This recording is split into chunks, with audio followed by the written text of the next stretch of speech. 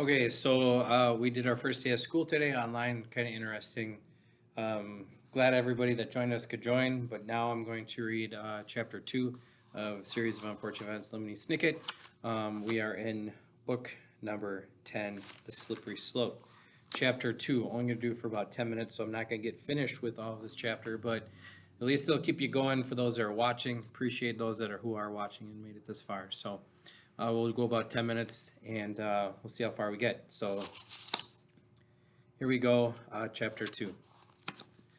Violet took one last look over the misty peak and then reached down to put one of the heavy coats she had been taken from the caravan. Take one of these coats, she said to her brother. It's cold out here, and it's likely to get even colder. The headquarters are supposed to be very high up in the mountains. By the time we get there, we'll probably be wearing every stitch of clothing. But how are we going to get there? Klaus said. We're nowhere near the Valley of Four Drafts, and the caravan is destroyed. Let's take a moment to see what we have. Violet said. We might be able to construct something from the items we managed to take. I hope so, Klaus said. Sunning is getting farther and farther away. We'll never catch up with her without some sort of vehicle. Klaus spread out the items from the caravan and put one of the coats while Violet picked through her pile. But instantly the two biders saw that a vehicle was not in the realm of possibility, a phrase which means could not be made from a few small objects from the articles of clothing previously belonging to the carnival employees. Violet tied her hair up a ribbon again and frowned down on the few items they had managed to save. In Klaus's pile there was a pitcher, still sticky from the substance that he had used to slow down the caravan wheels, as well as Colette's hand mirror, a wool poncho, and a sweatshirt that read Cliggery Carnival. In Violet's pile was a large spread knife, a ukulele, and one more coat. Even Klaus, who was not as mechanically minded as his sister, knew that the materials gathered on the ground were not enough to make something that could take the two children through the Mortman Mountains. I suppose I could make a spark by rubbing two rocks together, Violet said, looking around the misty courtside for additional venting materials. Or we could play the ukulele and bang on the pitcher. A loud noise might attract some help. But who would hear it? Klaus said, gazing at the gloomy mist. We didn't see a sign of anyone else when we were in the caravan. The way through the Mortman Mountains is like a poem I read once, about the road less traveled. Did the poem have a happy ending? Violet asked. It was neither happy nor unhappy, Klaus said. It was ambiguous. Well, let's gather up these materials and take them with us.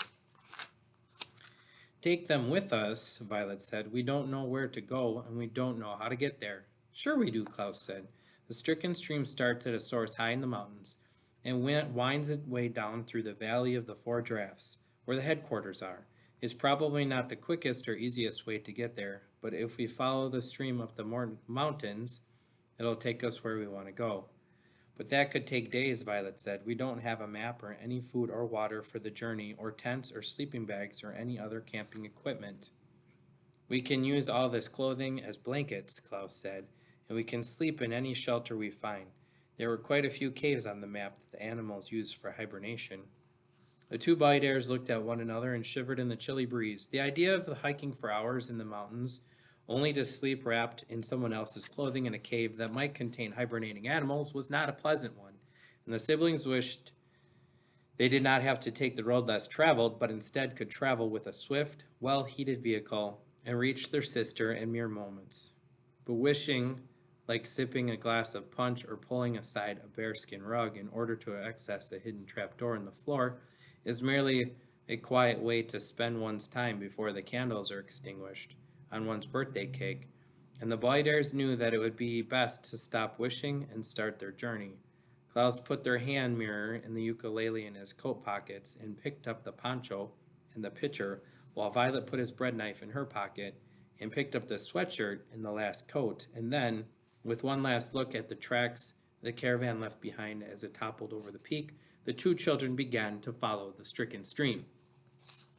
If you've ever traveled a long distance with a family member, then you know that there are times when you feel like talking and times when you feel like being quiet. This was one of those quiet times. Violet and Klaus walked up the slopes of the mountain toward the headquarters they'd hoped to reach, and they heard the sounds of the mountain winds, a low, tuneless moan like someone blowing across the top of an empty bottle, and the odd rough sounds of the stream's fish as they stuck their heads out of the dark, thick waters of the stream. But both travelers were in a quiet mood and did not say a word to one another, each lost in their own thoughts. Violet let her mind wander to the time she had spent with her siblings in the village of foul devotees, when a mysterious man named Jacques Snicket was murdered, and the children were blamed for the crime. They had managed to escape from prison and rescue their friends Duncan and Isidore Quagmire from Count Olaf's clutches, but then had to be separated at the last moment from the two triplets, who sailed away in a self-sustaining hot air mobile home built by a man named Hector. None of the Boyders had seen Hector or the two Quagmires since Violet wondered if they were safe, and they had managed to contact a secret organization they discovered. The organization was called VFD, and the Boyders had not yet learned exactly what the organization did or even what the letters stood for.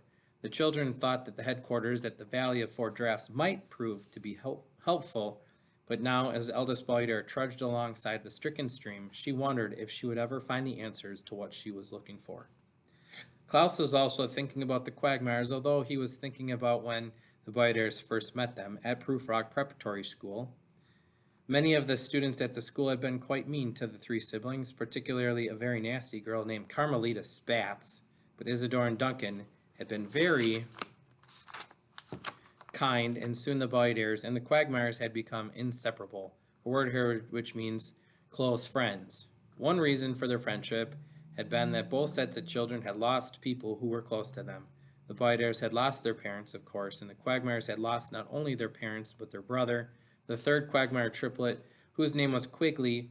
Klaus thought about the Quagmire's tragedy and felt a little guilty that one of his own parents might be alive after all. A document the Boyders had found contained a picture of the parents standing with Jacques Snicket and another man, with a caption reading, "Because of the evidence discussed on page 9, experts now suspect there in fact might be a survivor of the fire. But the survivor's whereabouts are unknown." Klaus had this document in his pocket right now, along with a few scraps of the Quagmire's notebooks that they had managed to give him. Klaus walked beside his older sister, thinking of the puzzle of VFD and how kindly the Quagmires had tried to help them solve the mystery that surrounded them all. He was thinking so hard about these things that when Violet finally broke the silence, it was as if they were waking up from a long, confusing dream.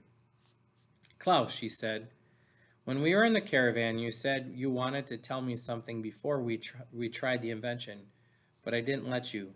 What was it?" "I don't know," Klaus admitted. "I just wanted to say something in case the invention didn't work."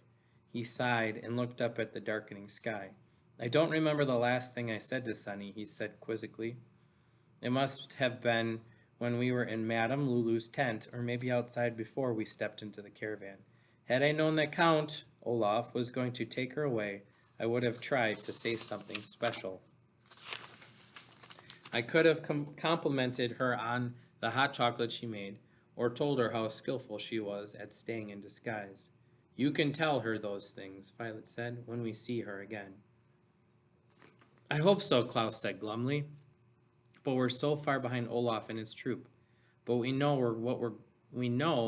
where they're going," Violet said, "and we know that he won't harm a hair on her head. Count Olaf thinks we perished in the caravan, so he needs Sonny to get his hands on the fortune."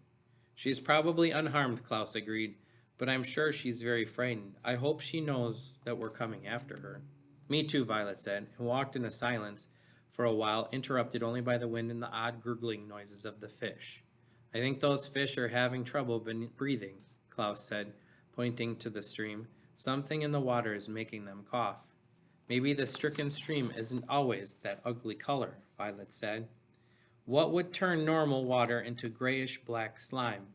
"Iron ore," Klaus said thoughtfully, trying to remember a book on the high-altitude environmentalism he had read when he was 10. Or perhaps a clay deposit loosened by earthquake or another geological event or some sort of pollution. There might be an ink or licorice factory nearby. "Maybe VFD will tell us," Violet said, "when we reach the headquarters. Maybe one of our parents will tell us," Klaus said quietly. "We shouldn't get our hopes up," Violet said. Even if one of our parents really did survive the fire, and the VFD headquarters really are the Valley of Four Drafts, we still don't know that we will if we will see them when we arrive.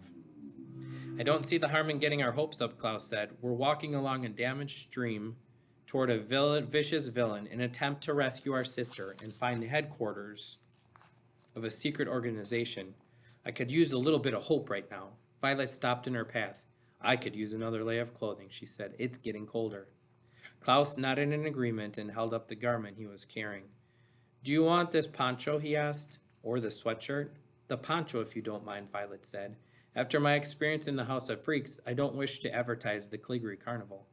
Me neither, Klaus said, taking the lettered sweatshirt from his sister. I think I'll wear it inside out.